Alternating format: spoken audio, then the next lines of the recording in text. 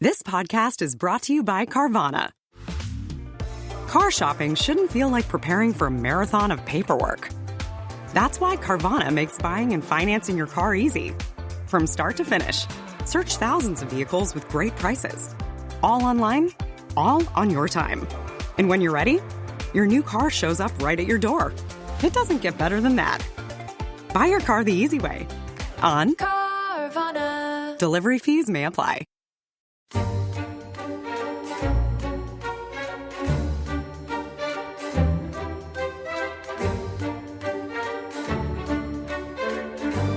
Our observations had taught us to conceive a spectacle exceeding our original expectations, but they had not prepared us for the extent and display of the scene which here burst upon us. An area nearly a mile in circumference was crowded with magnificence and novelty.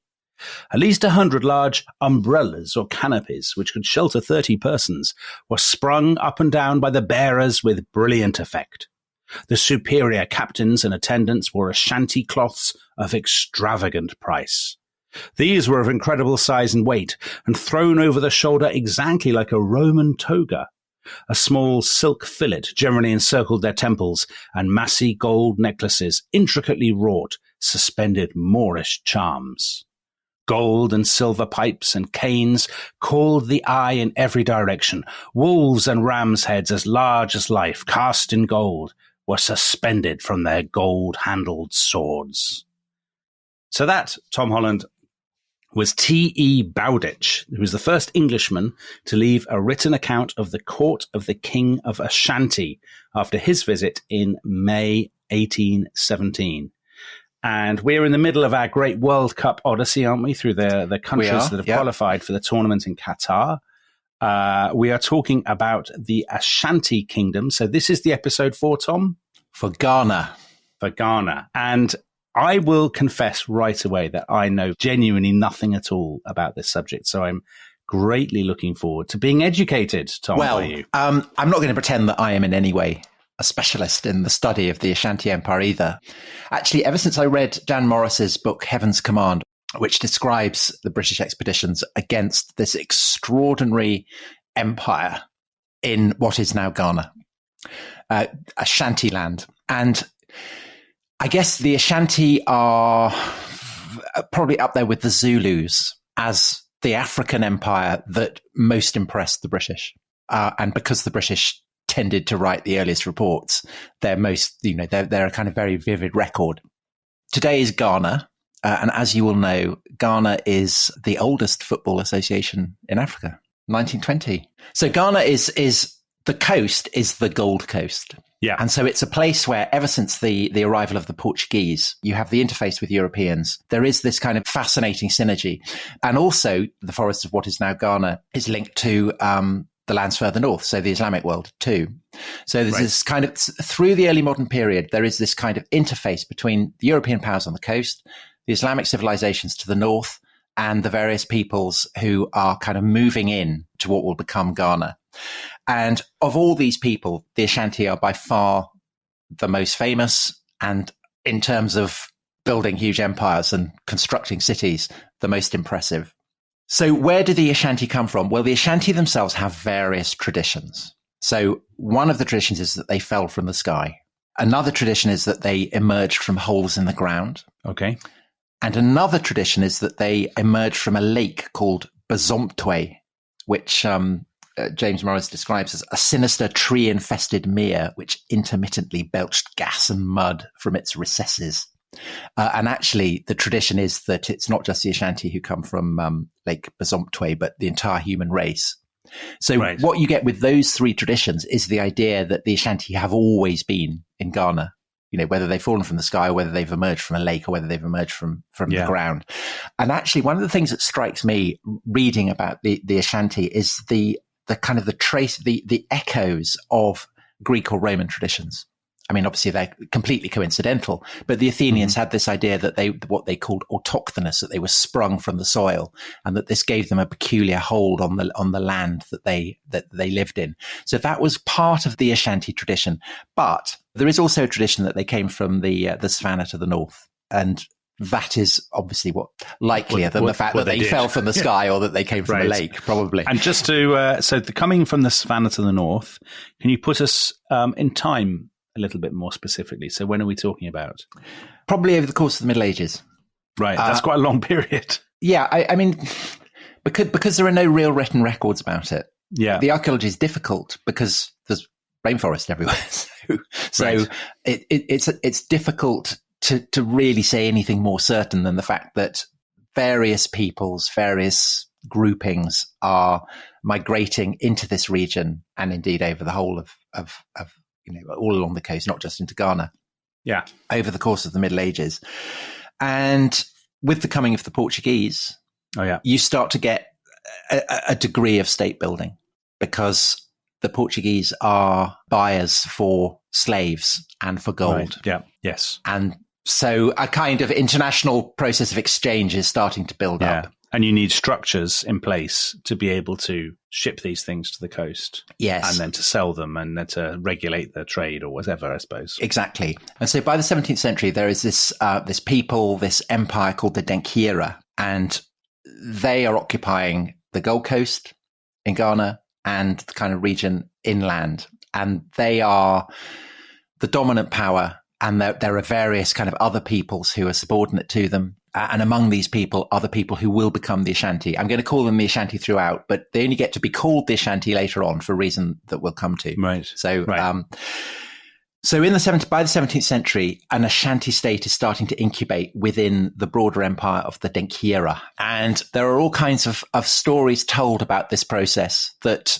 for anyone familiar with Greek or Roman mythology, would be familiar. So they talk about how their state is founded by two twins called Twum and Antwi. And the kind of the echoes of Romulus and Remus there are, suggestive. Because these are, I guess, kind of primal legends. There are only so many origin stories that you can construct. But what's clear is that by the 17th century, a bit like the Denkyira further south, the people who will become the Ashanti are starting to consolidate. And again, it's basically, I think, because with the introduction of large quantities of iron, it's possible for them to start clearing, villages. Right. So you start to get this pattern of very thick jungle and open patches where the soil is kind of very red. And that means that they can start to plant crops. And this is a period in the 17th century when the produce of the Americas is starting to be introduced, and particularly maize. And so I remember when we did our episodes on Portugal, somebody on Twitter said, I hope you're going to talk about how the Portuguese introduced maize into Africa and how this became the staple crop. And we didn't, did we? But no, we didn't. Because I didn't. I mean, did you know that? I didn't. No, I didn't. I didn't know that. So this is our opportunity to make amends for that. But it's not just maize that's being introduced. It's avocados, tomatoes, pineapples, oranges, all that kind of stuff. They come from the Americas. Yeah. See, I didn't know that, Tom. Well, this is an education, Dominic.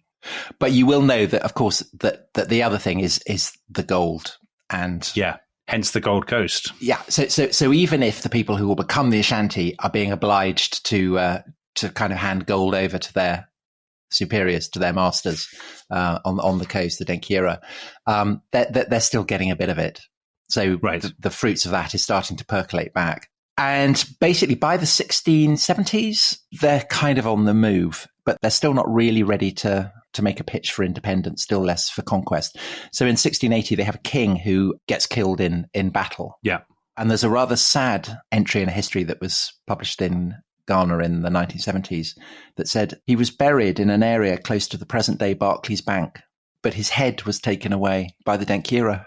So that was rather sad, and a kind of reminder of the fact that this is a very dangerous world where attempts at rebellion against imperial overlords are not going to go down well. Although interestingly, you talked about battles, partly because so much of the area is, as you said, thick, dense forest. Presumably these battles are quite small scale by early modern European standards, are they? Yes, but as we will see, that tends to change under the Ashanti. Right. Who, one of their slogans is that they have teeming thousands. So they are very proud of the enormous numbers of warriors that they can call upon. Anyway, so the guy who's buried in close to Barclays Bank and whose head gets taken away, he was a guy called Abira Yaboa, and he has a nephew called Osei Tutu. And he is the guy who is commemorated by the Ashanti as the founder of their greatness. He's their Cyrus the Great. Yes. And again, there are kind of echoes of maybe more biblical legends. So the story is that his mother was barren for many, many years, couldn't have a child. And then she goes to the shrine of a very powerful river and prays to the god there. And miraculously, she becomes pregnant. So that's a kind of staple of biblical stories of prophets. So he is given as a hostage to the Denkyira. And this is a bit like, I guess, Philip of Macedon going to Thebes. He's treated quite well. He's treated as a prince.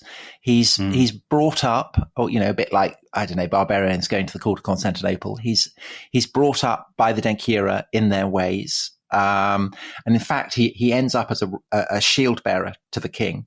So this is a great honor. And this clearly gives him the chance to study the way that the Denkyira fight.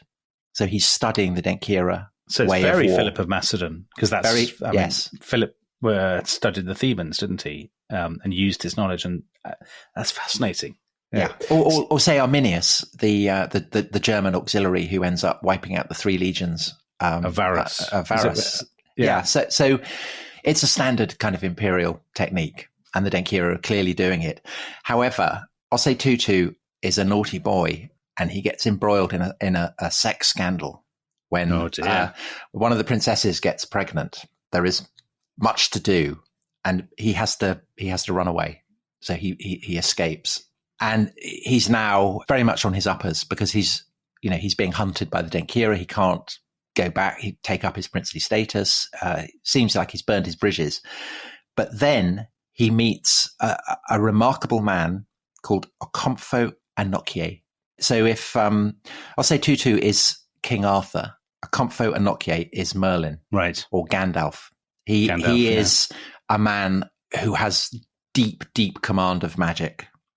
And the story is that he was born with the white tail of a cow in one hand and totem poles in the other. And these are signs of his remarkable destiny. And it probably won't surprise you to learn that his mother, who had a peculiarly coloured hand, had been executed by the king of Denkyira as a witch. She had a peculiarly coloured hand. That's the story. That's the story, yes. What was the colour? Not sure. Maybe a birthmark on her hand? Oh, you and your withering skepticism. Okay, fine. I'll just believe it. She had a green hand. Let's crack on. So with the backing of this guy, with his command of deep magic, Osei Tutu is able to start thinking, well, I'm going to get my own back on the Denkyira, and I'm not only going to get my own back, I'm going to take them over. And he recognizes that to do that, he has to forge a single people out of the many different kind of tribal entities, different villages, different groupings that are scattered over the forest. And each grouping, the head of each grouping, brilliantly, the marker of his power is a stool. Okay. They're absolute masters of woodwork. In fact, their craftsmen are sensational. And so the stools are often beautifully, the more beautiful the stool, the more prestigious you are. But basically, there can be only one. And so Okomfo Anokye burns all the stools of all the various tribal leaders. He incinerates them as a marker that there can be only one. And then a spectacular miracle. There are sacrifices are performed, and the blood steams up to the sky. Sacrifices of animals, presumably. Well, possibly or possibly not. We'll come to that later. Okay. Yeah. The drums quicken, and out of the blood of the sacrifices, a black cloud seems to gather, and it's not immediately obvious to people. And then, only a few kind of pointing out, saying, "What's this cloud?" And then it gets thicker and thicker and thicker, blacker than a thundercloud. And then thunder starts to rumble from out of it. And then thick white dust emerges from the cloud, and then falling very, very slowly, turning like a seed in a breeze, dropping from a tree. Do you know what descended? What appeared? Is it a stool? It is a stool, Dominic. And it glints with gold. And yet it's not entirely made of gold. So it's an extraordinary thing, because below the gold, it is that there is exquisitely, fabulously carved wood. and it fell slow, like this kind of seed drops, it drops. And then do you know into whose lap it falls? King Arthur. Yeah, Osei Tutu falls into his lap. And this is a sign. And there's no doubt that this happened, right, Tom? I mean, this absolutely happened. This absolutely happened, as also is the next thing that happened, because Akamfo Enoke takes the stool and he puts it down, and then he does what I think anyone in this situation would do, which is to get an albino to sit on it. Obviously. And the albino man just vanishes. He just goes whoosh, like that, and he's gone. And he vanished. He vanishes. He sat on the stool and vanished. Yes. And the reason for this is that he's been swallowed up by the stool and has given the stool his soul. So now the stool has a soul. Of the albino. Yeah. It's a bit like the wishing chair in Enid Blyton. That had a soul. This is now the soul of this new people that has been forged of the people of by the nation. Yeah. And so the stool is the golden stool. It's called the Sika Dwa Coffee, the golden stool created on a Friday. And so this is now the great, it's more than an emblem because it has this living soul. And from that point on, Dominic, no albino man was ever put to death in the Ashanti Empire. Oh, that's a nice touch. Yeah. So they've got the golden stool created on a Friday now. So that's tremendous. Yeah. But now they need a capital. So Osei Tutu does this in a very sensible way. He plants a tree in 3 locations, and he waits to see which one is going to grow the fastest. And the tree that grows the fastest is a place that comes to be called Kumase. And so this becomes the capital. And this is the place that Bowditch will come, who described it in the passage that you first read. So they've got the stool, now they've got the capital, now they need an army. And what happens next is very, very Spartan. So if Osei Tutu is a bit like King Arthur, he's also a bit like Lycurgus, the guy who establishes the Spartan constitution and turns them into a kind of great war machine. What he does is to drill them and to make them kind of professional. Their entire focus is going to be war. And because they're drilled, they can kind of maneuver. And a bit like the Spartans, a bit like the Zulu, they're very, very adept at holding a center and then kind of like the Zulus called the bull horns, kind of curling round and flanking. Enveloping their opponents, yeah. And the Ashanti compare their army to a porcupine. It's because, it's kind of the spike, bristling with spears, and then, but also with guns. Because they are, it's not just spears, it's absolutely guns. They're practicing with guns. They're sourcing guns from the coast.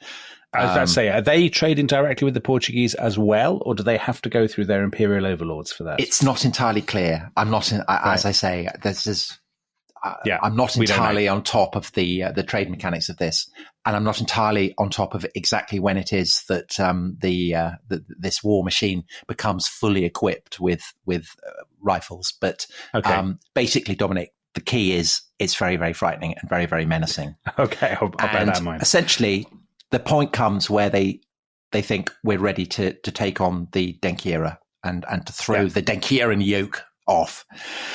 But to begin with, I'm afraid to say it goes very badly for them.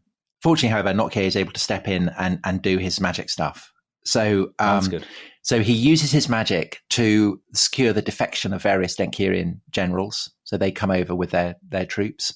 And the other thing that he does is very cool is that he turns himself into a vulture and he scatters the body parts of one of their own generals who's fallen in battle. Scatters it all over the enemy. Oh my God. That would be very off-putting. Yeah, it is off-putting. And it's not good for the Denkyran morale at all. And even more impressively, he shits in the eye of the enemy general. In his capacity as a vulture. Yes. Yeah. I mean, yeah, of course. I mean, he wouldn't. And so the net effect of this is that at a place called Fayasi, they win a tremendous victory. They basically wipe out the Denkyira. And the Denkyran king, he was so confident of victory that he wasn't even in the battle. And he was off playing a kind of chess a bit further back. And so he gets captured red-handed. Right. And he gets brought before Osei Tutu, and he behaves very, very well, very bravely. He willingly embraces death. And he says, my crown is lost, my empire is lost because of war.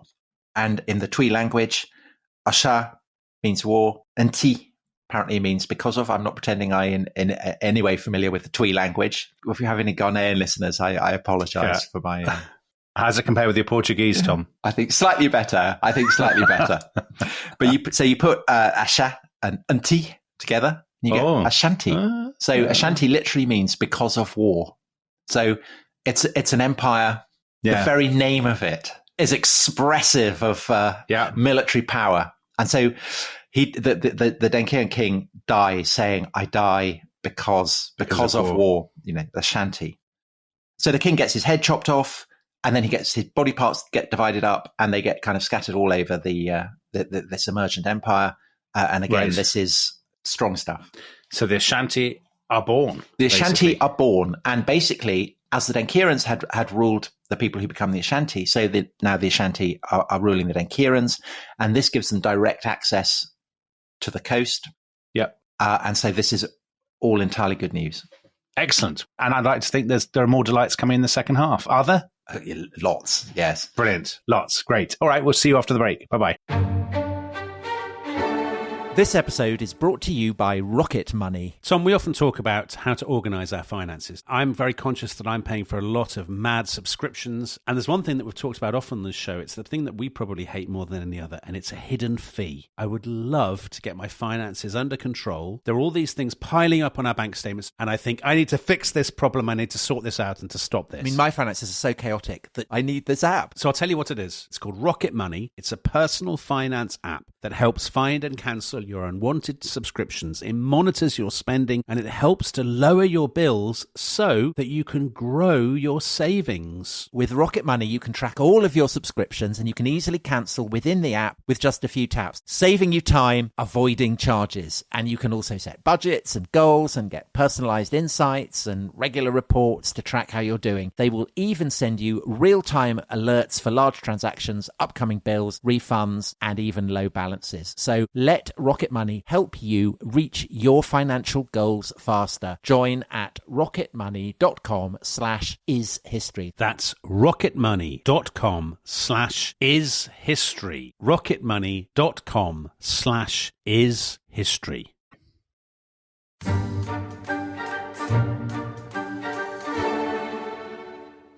So, welcome back to The Rest is History. We are talking about the Ashanti. And Tom, the Ashanti have been born because of war. What happens next? They've got their empire. Presumably it's strength to strength, is it? Yeah, because their army is so efficient, much more efficient than the Denkyran army had been. And so that now they've got the preponderance, they can just basically swallow everyone else up. So they swallow up more and more peoples, more and more kingdoms, and they establish this huge empire across much of what is now Ghana. So can you give us any dates? Yeah, so we're now into the 18th century. We're into the 18th century now. I would guess we're talking 1730s, something like that. So to give that a bit of context for British listeners, so this is the period of the ascendancy of Sir Robert Walpole, the first Prime Minister, the Industrial Revolution, I suppose. And meanwhile, in what is now Ghana, the Ashanti Empire is kind of strengthening its grip. That's basically the picture, isn't it? Yeah, I suppose it's the period out in the broader world when the British are starting to come to power. And this is going to be quite an important part of the story, because the British, along with the French, the Dutch, the Portuguese, they all have kind of trading ports along the Gold Coast. But it's over the course of the 18th century that the British start to monopolize that. So the other European powers start to fade away. So by the 19th century, it's basically under British control, and that's going to be a very important part of the story later on. But because those European powers are there, the Ashanti can now profit directly from the trade in gold and the trade in slaves. So it's gold and slaves, and that's the underpinning of their power. And it makes them very, very rich. And it enables them to fashion the incredibly sophisticated society that Bowditch sees when he comes at the beginning of the 19th century. Right, the umbrellas, the wolf's heads. Yeah, and so the umbrellas and all that kind of stuff. The Ashanti kings employ Muslims from the north to kind of run their bureaucracy because they're obviously literate. Yeah. But they themselves are not interested in that. And so they need markers of status because this is actually a very sophisticated political system. And it's quite an oppressive system. So there are, there are the kings employ spies everywhere. They're kind of constantly checking, reporting back to the king what's going on. But because it's non-literate, it's dependent on visual markers of status. Right. And so this is very important. And so all the kind of, the staffs, the swords, the gold pectorals, all that kind of stuff, these aren't randomly chosen. They are as significant as similar such things would be in, say, in a Byzantine court. So this is the extraordinary civilization that Bowditch and the British come across in the early 19th century. And when you say come across, Tom, just a quick question. So the Europeans are meeting the Ashanti on the coast. The Ashanti control that trade, but the Europeans have not yet really penetrated into the interior. Is that right? Exactly. By and large? Yeah, exactly. Because it's very, it's dense forest, and the Ashanti are very intimidating. So it's a kind of dangerous thing to do. But by 1820, the first British consul arrives in Kumasi. So, the British Empire is starting to slightly spread its wings. Yes. And the British have a very ambivalent attitude towards the Ashanti, because on the one hand, they find it hugely, hugely impressive, as you could tell from the passage of Bowditch's account that you read. Yeah. So Kumasi is a very well-planned capital. It's very clean. Its streets are very spacious. British observers are hugely impressed by the toilets, which they say every house has. They're kind of flushed out daily with boiling water. There's a daily litter collection. It's very impressive. And there are buildings in Kumasi of a kind that Europeans would be impressed by. So there's a palace built of stone that was built in 1822. The doorways, the windows are sheathed in gold. So it's a kind of really very, very, very impressive. The laws are quite exacting. So no one is allowed to whistle. No one is allowed to smoke a pipe. And do you know the penalty for sneezing? Death. Yeah, death. For sneezing? So it's no nonsense, robust, sensible policies. Yeah. Law and order. The British observers are very impressed with the cleanliness of the upper classes. So they're not sneezing. I mean, for among other things. And every morning they're washing themselves with soap and water, and they are perpetually cleaning their teeth. And this is seen as splendid. But the masses, the British complain, are very dirty. But I mean, the British are obviously in no position to criticise, because you could say exactly the same of Britain. So I mentioned the Denkiran king playing a game like chess, where he gets captured. And this is a game called Awari, and very popular, I gather, across Central Africa, particularly associated with the Ashanti, who are very, very good at it. They're spectacularly good at working gold, spectacularly good at working wood, as we see with all the various stools and so on. And their architecture is really very, very impressive. The British are inclined to see Africans as savages, as people who have no sense of civilization. They cannot kind of project that stereotype onto the Ashanti. The Ashanti are clearly hugely sophisticated, culturally adept people. However, there are also ways in which the British find the Ashanti not just off-putting, I think, but alarming. So you talked about slavery. There is a lot of slavery. And by the 1820s, this is the age of abolitionism in Britain. Of course. The Royal Navy is starting to patrol and try and get rid of slavery. And British hostility to the slave trade is obviously not good news for the Ashanti. So that's a source of tension. They're also very, very keen on conquering people. And again, the British, with a hilarious display of hypocrisy, disapprove of this. They feel that the Ashanti are altogether too imperial. Right. And there is also the issue of human sacrifice. So you asked about this earlier. And I'm aware from, having read about, say, the Aztecs, the Mexica, that narratives that Europeans have received about him, can be very loaded, can't they? Can be very loaded. And I don't know enough about the anthropology of this to say, but it does seem from the books that I've been reading about this, or the earliest, all of them, some of them were kind of written in the 1890s, right the way up to the 1980s. So I don't know what the latest thinking on this. So if there are the people who can correct me on this, I'd be interested to hear it. But they're basically, human sacrifice kind of lies at the heart of the Ashanti state, because when they're about to go to war with the Denkyira, so under Setutu, large numbers of warriors volunteer themselves to be sacrificed in order to guarantee victory, it is said. And it's this kind of offering of blood that fertilizes the greatness of the Ashanti Empire. The albino bloke, I mean, presumably that's some folk memory of a sacrifice performed at the stool or something. Perhaps. And when kings die, there are a lot of slaves get kind of immolated, rather like the kind of Viking ship burial assumption that kings should not go into the afterlife without a great train of slaves to follow them. So slaves and criminals, they all get butchered. There is scope there for the British to feel morally superior. And I think throughout the 19th century, that is always a key motor for British imperial expansion. Obviously, there's greed. There's a desire to kind of seize control of trade routes. But there is also this kind of sense of moral superiority that is a kind of rocket fuel for imperial expansion. So the sort of the example is David Livingstone, most famously, isn't it? So it's sort of people, even if we might regard it now as hypocritical, they at the time want to believe in a civilizing mission. I suppose that's true, isn't it? I mean, yes, it's not. I mean, they don't regard it themselves as pure hypocrisy, do they? Well, no, they don't regard it as hypocrisy. They regard slavery as an evil, and that they see it as their mission to stamp it out. Yeah, and that's definitely. I mean, it's not just hypocrisy. I mean, it's not just a kind of cover. They passionately believe it. And an example of this is a man called Sir Charles McCarthy, who is the governor of the British territories along the Gold Coast. And he's an interesting. So he's actually Franco-Irish. So I think his father was a French emigre from the Russian Revolution, and his mother, Dominic, was from Cork. So very good, very good stock there. And he's a very, very keen abolitionist. He corresponds with Wilberforce. He's very into all of that, and he feels that what the Ashanti are getting up to is very poor form. And so in 1823.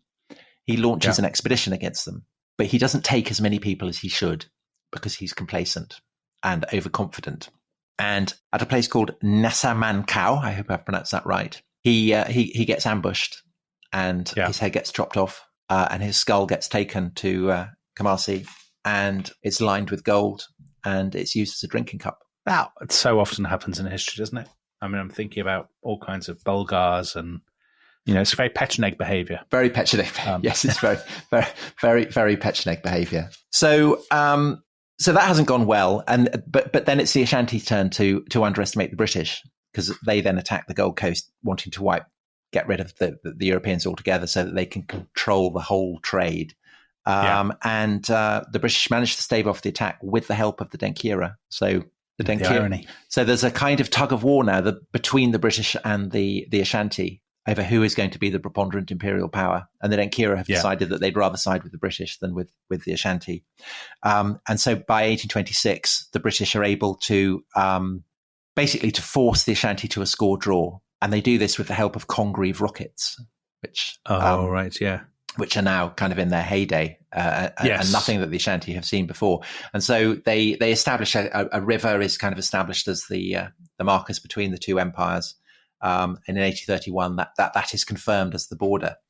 And then over the course of the 19th century, it's trade and war. So the British do start to supply the Ashanti with the kind of the appurtenances of industrial civilization. And because the Ashanti are status obsessed, all these appurtenances take on tremendous kind of significance. They'll even have carriages. There are no horses, but they'll get people to kind of draw them. Right. And there's a British observer who describes going into the Stone Palace and having a look and saying that it's a bit like a gentleman's club, that there are, copies of the Times kind of scattered around and all. That seems so strange. Yeah. So it's a kind of curious mix, but at the same time that trade is going on, wars are being fought. Right. And over the course of the 19th century, there are actually 4 more wars. And it's the last 3 that are really devastating for the Ashanti, because by this point, Britain is at its imperial industrial heyday. Yes. And really the balance of power has shifted so dramatically in the favor of the British. And the Ashanti don't really understand this. They don't really appreciate this, because I think the Ashanti see the British as both perfidious and cowardly. And the British see the Ashanti as kind of just terrifying savages who need to be tamed. And neither characterization is a fair one. No. Yeah. But by 1872, the Ashanti are still doing this kind of, let's go off and raid the Gold Coast and see if we can, conquer it. And this is a foolish thing to be doing in 1872. And so they abortive attack, they get beaten off, and they steal some missionaries and take them off.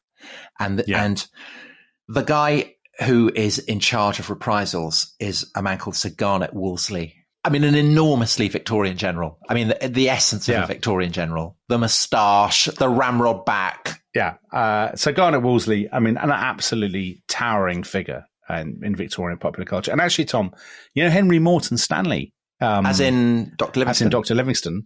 He covered the Third Anglo-Ashanti War as a war correspondent. So I suppose it's the 1870s, and by that time, Britain has imperialism has become kind of pop culture in a way. It has. And so the whole thing is done as a kind of exemplary, it's like a story. And Wolsey is aware the whole way through that the eyes of Britain are upon him. And so he is kind of behaving like the hero of an exemplary military tale. So he sends an ultimatum to the Ashanti by traction engine. A traction engine. Yeah. I mean, it's a tremendous thing. And the Ashanti are hugely unimpressed by it. Has to be said, and they reject the ultimatum. And so Wolsey prepares for battle. And in James Morris's accounts of this war, he has my favourite ever footnote. So he says, Sir Garnet was quite certain of victory, but was resigned to the possibility of casualties, soldiers being made to die in action. And Sir Garnet wrote, how fortunate they are who do so. To which Morris attaches this footnote. In the event, only 18 had the good luck to be killed. Though 55 enjoyed the consolation of dying from disease. So, so it's and as that implies, it's a rout. The king flees Kumasi. His noblemen flee it. Wolseley enters the city and is hugely impressed by it. Very, very struck by the sophistication of the architecture, the cleanliness of the streets, all that kind of stuff. Yeah. However, there is also a lot that he is appalled by, and there's a brilliant account. So I will read some of the descriptions of what he found. So he found, it is reported, the great death drum decorated with human skulls and thigh bones. The stools that had belonged to the king's ancestors stood near it. And then outside the palace, this account claims that another spot that was visited was the Death Grove, a gruesome hollow in the centre of a clump of trees and tall reeds into which the bodies of the victims of human sacrifice were thrown. It was now nearly filled with their remains. So some people argue very bitterly about this now, don't they? They do. Because some people say, well, this gives the lie to the idea that the British were just evil militaristic bullies. And actually, the Ashanti weren't. They weren't kindly social workers, and we shouldn't present this in sort of moralistic good and evil terms in which the British are the bad guys because they're imperialists. And then other people say, but these accounts of the Ashanti are, are loaded with prejudice, and actually this is all nonsense, and the British were making all this stuff up. Is there any? I don't think they're. Do you have any sense of whether? Right. I don't know. Maybe they are. I mean, as I say, I said earlier, I'm not aware of the latest academic thinking on this. But these are two empires, and empires are founded on violence. Yes. And the British are more effective in their violence, but the Ashanti definitely. The whole they wouldn't have this empire unless they were very violent and intimidating. That's the way empires are. Yeah. And Wolsey is appalled by. I mean, he is sufficiently appalled by what he finds there to blow it all up. So he lays depth charges and then he retreats and the whole thing gets blown up. So, I mean, maybe it's just a random act of vandalism. I would have thought it's unlikely. I mean, it is definitely vandalism, but I wouldn't thought he'd do it just for the fun of it. Right. Maybe he did. I don't know. I'm very open to being corrected on this by people who know more. I mean, about the truth, it than me. I suppose, the truth is this is absolutely one of those stories, isn't it? One of these stories of 19th century imperialism that people look at it through tinted spectacles that reflect their own political prejudices. Well, I think there's a case for saying that perhaps, I talked about how the British and the Ashanti don't really understand each other, but on another level, you might say actually perhaps they understand each other better than we are qualified to do now. because we are so instinctively anti-imperial. You know, Wolsey admires the Ashanti as an imperial people. He admires their discipline. He admires their courage. He admires their character. He recognizes them, rather like the British recognize the Zulus, as worthy adversaries. But he is also sufficiently self-confident in his own morality and in the morality of the empire that he represents for it never to cross his mind that blowing up, the sacred capital of a people might in any way perhaps be kind of echoing the very behavior that he's condemning. Right. Yes. So there are two more wars. 1896, the king, the British grab him, they depose him, and they remove him to the Seychelles. This is and Baden-Powell is involved in that war, correct? Isn't he? So this expedition is led by Robert Baden-Powell, who will go on to found the Scouts. So he removes the king, who's a man called Prempeh, and so he goes off to the Seychelles. The worst places to be outside. I was about to say, people pay very good money for that these days. But then, Dominic, in 1900, you have the War of the Golden Stool. So our old friend, the Golden Stool, is still very much on the scene. The Golden Stool, and does it end with the Golden Stool? Is that basically the yes? It does. Arc? It does because the British governor of the Gold Coast goes to Kumasi, and he's offended by, he sees it as a kind of a superstitious totem, and he's offended by it, and he says, "What must I do to the man, whoever he is, who has failed to give to the Queen, who is the paramount power in the country, the stool to which she is entitled? Where is the Golden Stool? Why am I not sitting on the Golden Stool at this moment? I am the representative of the paramount power in this country. Why have you relegated me to this chair? Why did you not take the opportunity of my coming to Kumasi to bring the Golden Stool and give it to me to sit upon?" This is absolutely mind-boggling story. Let me get this right. The British representative demanded to sit on the Golden Stool. They said no, presumably. Yes. Well, because nobody sits on the Golden Stool. Nobody, the king, the Ashanti king doesn't sit on the Golden Stool. The British governor is coming up and saying, "I want to sit on the stool." It's terrible. You can't do that. And that triggered a genuine war in which lots of people died. War. Yes. Well, because they're incredibly offended. I mean, it's the most offensive thing you could possibly do. Did the albino guy die in vain? Didn't die so some British arse could sit on. So, Tom, I mean, yet again, I can see both sides in this story. I'm just looking at it now. I've just got the Bodleian website up here. Thousands of people died. 3,000 people or something. Yeah, it's extraordinary. And large numbers of the Ashanti elite, they get rounded up and taken off to the Seychelles as well. And the Golden Stool is hidden. So the British don't get their hands on it and kind of ship it off to the British Museum or whatever. So, right. Is what they're obviously itching to do. Yes. Yeah. So in the 1920s, it's found by Ashanti workmen who, instead of showing it the respect that they should do, they strip it of its gold. And this causes, fury. So there's demands that they be put to death. But by this point, the British have learnt their lesson. They understand, that they're dealing with something, dare I say, sacral. And so they don't consent to have the Ashanti put to death, the workmen who've stolen it, but they send them into exile. And they issue a formal promise to respect the stool. And they do. Crikey. And in 1933, Prempeh II he's been elected as king a couple of years earlier. He returns from the Seychelles and he becomes king in the traditional ritual in which the Golden Stool plays the starring role, but he also becomes the leader of a Boy Scout troop. And so there, perhaps, you have a moment where you see the fusion, the integration of these two great empires, these two sacred traditions, meeting and mixing. And to this day, there is an Ashanti king, constitutional monarch. So the Ashanti kingdom still has. I did not know that. Yeah. So it's ongoing. I think it's a remarkable story. Oh my word! I've just looked him up. Otumfuo Nana Ose Tutu II. Yeah. So he's named after the founder of the. He's a Freemason. Tom. I didn't know that. He's the sword bearer of the United Grand Lodge of England. No, I mean there's all sorts of things going on here, aren't there? I mean, there's Boy Scouts, Freemasons, Golden Stools. Yeah. So golly, it's all going on. It is all going on. It's very Anglo-Ashanti. His jewels were stolen from a hotel in Oslo. I'm just reading bits off the internet now. I didn't know that. But on the subject of kind of Anglo-Ashanti fusion, I'm sure that this is also why the Ghanaian Football Association is so old. So 1920, when the Golden Stool was was recaptured, was rediscovered. So, yeah. So anyway, I hope you've enjoyed that. So interesting. And as you know, let's be honest, we're not Ashanti experts by any means, but it's a classic example, isn't it? But it's a classic example of those historical blind spots that people have, because, you know, sub-Saharan African history, pre-colonialism, is so little known outside Africa, isn't it? Well, it's a lack of written evidence, lack of written sources, which is basically, I guess, why, you know, it's only in the early modern period when you start to get European accounts that you have some sense of these extraordinary states that are presumably emerging all the time, but we just don't know about them. Fascinating.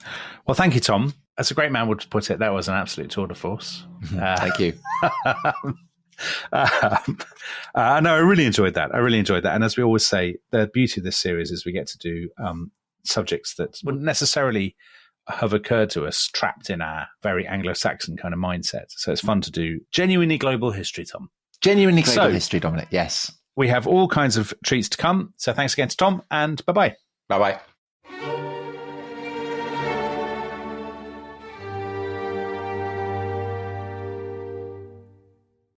Thanks for listening to The Rest is History.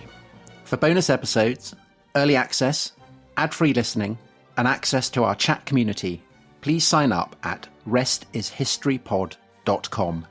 That's restishistorypod.com.